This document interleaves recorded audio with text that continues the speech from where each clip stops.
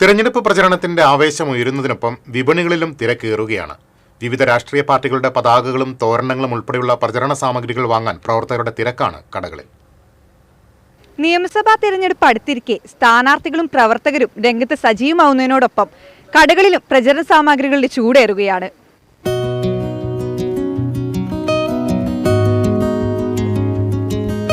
അരിവാൾ തൊപ്പി, താമരശാൾ, കൈപ്പത്തി വിശറി, വിവിധ പാർട്ടികളുടെ തോരണങ്ങൾ എന്നിങ്ങനെ പക്ഷമേതുമില്ലാതെ കച്ചവടം നടത്തിവരികയാണ് കടയുടമ ജമാൽ. പാർട്ടി ഏതുമാവട്ടെ തിരഞ്ഞെടുപ്പ് പ്രചാരണം കൊഴുപ്പിക്കാനുള്ള കൊടികളും സാമഗ്രികളും ഇവിടെ റെഡിയാണ്.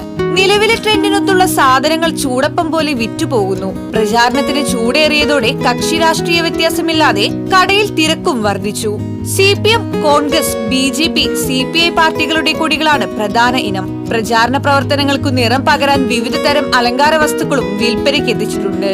തെരഞ്ഞെടുപ്പുമായി ബന്ധപ്പെട്ട എന്തൊക്കെ ഐറ്റംസ് ആണ് ഇത്തവണ കടകളിൽ എത്തിയിട്ടുള്ളത്? ചെറിയ ചെറിയ കൊടികള്, പിന്നെ തോരണങ്ങള്, ബലൂണുകള്, സകല വ്യത്യസ്തമായിട്ടുള്ള നൂറുകണക്കിന് ഐറ്റം ഉണ്ട്. എല്ലാ കച്ചവടം ഉണ്ട് കൊല്ലം. ഏത് ഐറ്റമാണ് ഏറ്റവും കൂടുതൽ വിറ്റുപോകുന്നത്?